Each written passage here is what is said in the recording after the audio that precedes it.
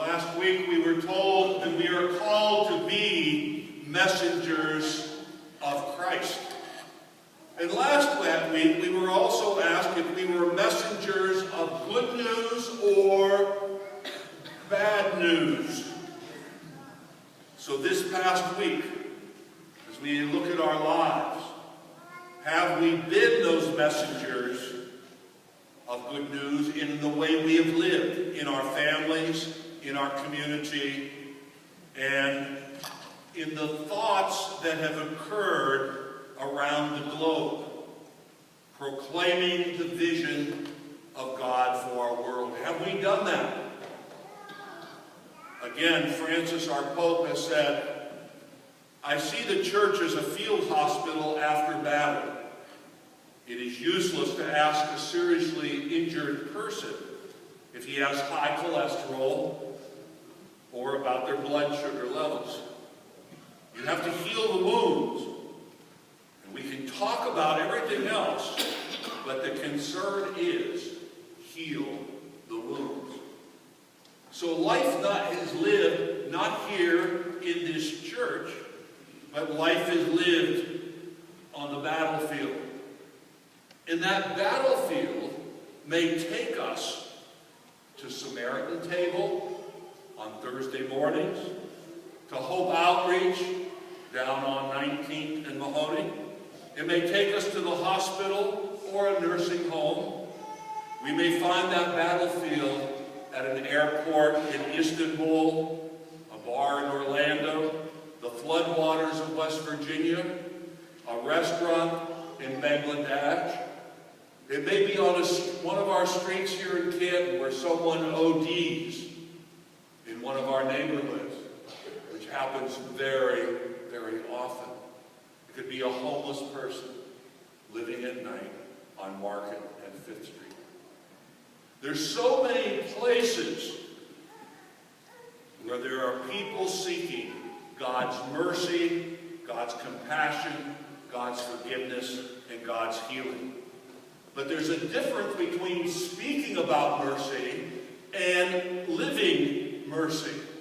I can get up here and speak about mercy every single Sunday, 7 days in, 7 days a week.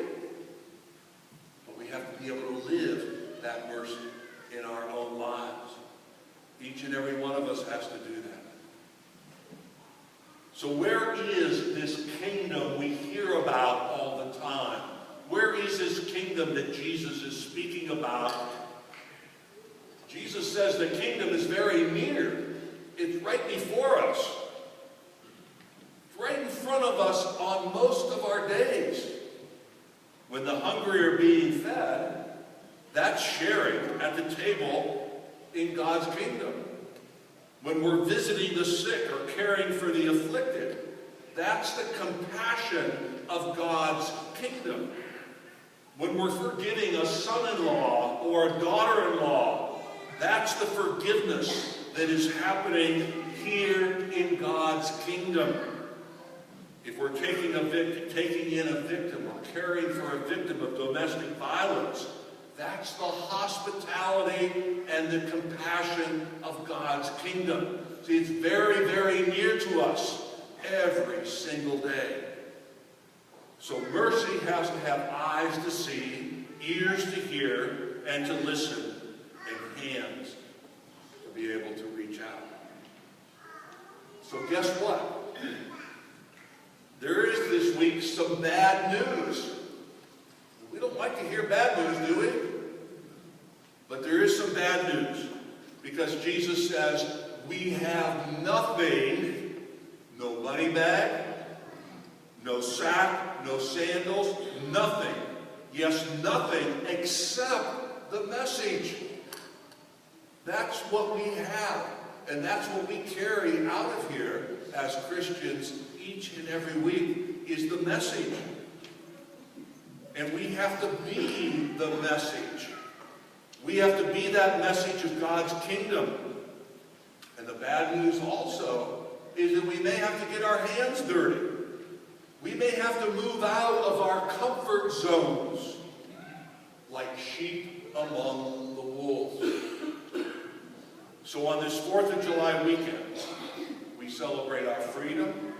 But we also need to celebrate our freedom to be those messengers of good news and God's love each and every day.